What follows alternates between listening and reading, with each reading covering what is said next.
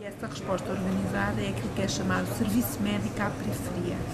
Durante um ano, obrigatoriamente, todos os médicos formados em Portugal têm que sair dos grandes centros, abandonar a perspectiva de realizar uma especialidade médica e ir para a periferia, para centros de saúde ou para caixas de previdência, prestar cuidados à população, todos obrigatoriamente durante um ano.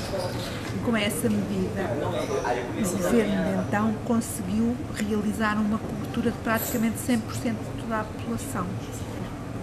É assim que em 1981, criada pela primeira vez no nosso país a especialidade que na altura se chamou de generalista, é aceita e criada em simultâneo uma entrada em número muitíssimo superior de médicos, chamados clínicos gerais, para prestarem cuidados às populações, ainda que não tendo a especialidade de clínica geral, de generalista ou de medicina geral e familiar, como se veio a chamar anos mais tarde.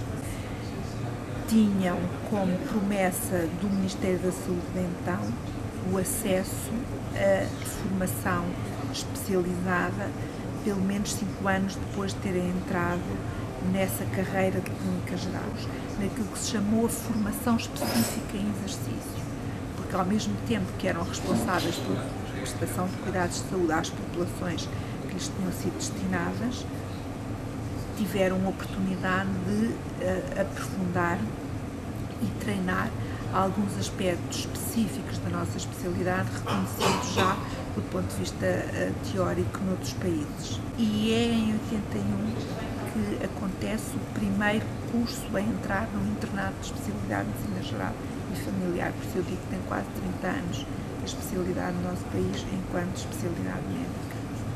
Naturalmente, nos primeiros anos, como dizia, foi muito escasso em termos numéricos o grupo de pessoas que entrou na especialidade.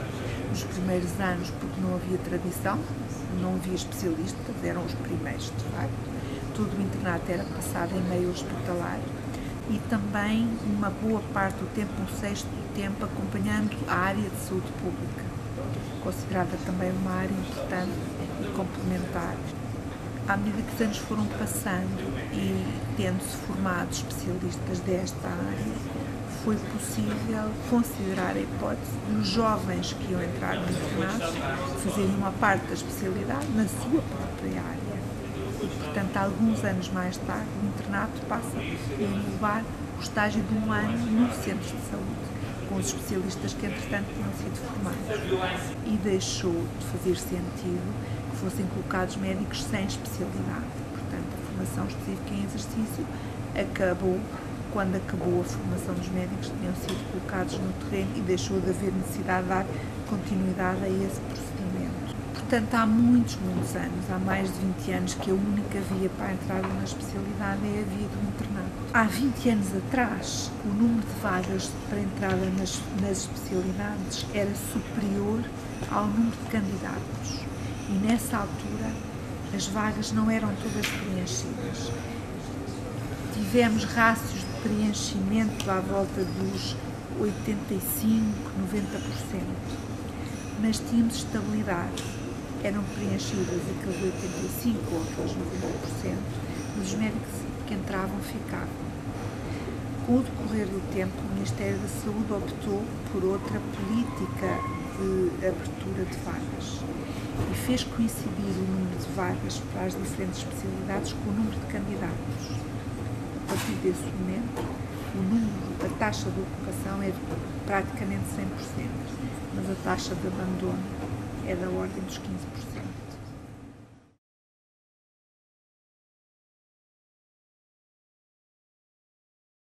A medicina familiar aqui em Portugal, pelo menos na minha faculdade, aquilo que acontece é, nós no primeiro ano temos um estágio optativo de medicina familiar, onde somos direcionados para um centro de saúde, perto da nossa área de residência, e aí temos um contacto de apenas alguns dias, não me recordo bem, mas penso que eram cerca de 15 dias, onde nós éramos acompanhados por um tutor, e inicialmente é só para fazermos uma primeira a primeira chega à medicina familiar, para contactarmos com esta base da medicina que é tão importante. Depois, só no 5º ano da faculdade é que nós temos uma disciplina de medicina familiar, onde eu pessoalmente não a fiz em Portugal, porque fiz o 5º ano em Itália, em Roma, mas eu sei que cá eles têm apenas aulas teóricas, têm que fazer depois uma apresentação final de um trabalho de investigação ou uma revisão sistemática de um assunto na área da medicina familiar. E depois, só apenas no 6º ano, é que nós temos uma outra cadeira obrigatória prática, um estágio clínico de 6 semanas numa unidade de saúde familiar, onde nós então somos também acompanhados por um orientador, e faz parte do tronco obrigatório do nosso plano de estudos do 6º ano. Pronto, no final do 6º ano, passado alguns meses, existe um exame em que saem 5 capítulos do Harrison e consoante a nota desse exame, que é feito a nível nacional por todos os alunos de medicina que terminam este ano, podem escolher a especialidade nos vários hospitais. É uma prova de escolha múltipla, cada pergunta, há um grande conjunto de perguntas e cada uma tem 5 hipóteses e pronto, é isso.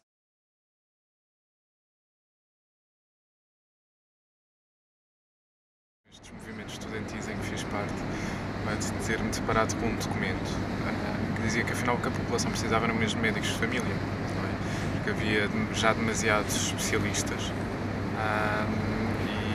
e infelizmente a cobertura que a população tinha em termos de cuidados primários era baixo, não é? Portanto, se nós queríamos melhorar a qualidade da saúde das populações, era melhor apostarmos nos cuidados primários e formar mais pessoas nesta área do que propriamente os super especialistas.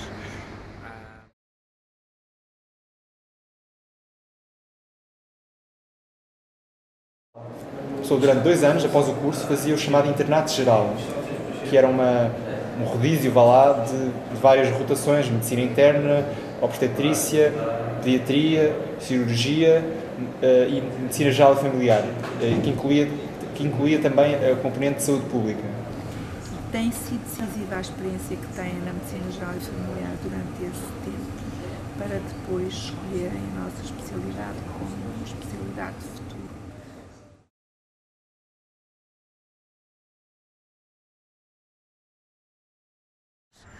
Durante 6 meses primeiros no Centro da Saúde, no início estamos acompanhados por nossos orientadores para saber como estas consultas funcionam, como isso tudo é. E depois, depende interno e depende do orientador, temos mais possibilidades de efetuar consultas sozinhos no outro gabinete. As consultas estavam divididas em consulta de adulto, que é a maior parte das consultas. Depois tínhamos também um horário para saúde infantil, que era a segunda-feira à tarde. Temos também saúde materna e planeamento familiar, que era a terça-feira à tarde. E temos consulta de diabéticos, que é a quarta-feira de manhã. O resto é a consulta de saúde do adulto e do idoso, que pode ser programada ou não programada. As não programadas são aquelas que são geralmente pedidas no próprio dia para situações supostamente de urgência ou situações agudas. E depois temos 2 disciplinas obrigatórias que deveríamos fazer no hospital, a pediatria e obstetrícia, 3 e 2 meses. Depois escolhemos disciplinas opcionais, depende daquilo que queremos escolher e naquilo que achamos que vamos ter falta. Saber mais, entender mais. Por exemplo, eu vou escolher a dermatologia, acho que faz sentido, a pneumologia e otorino.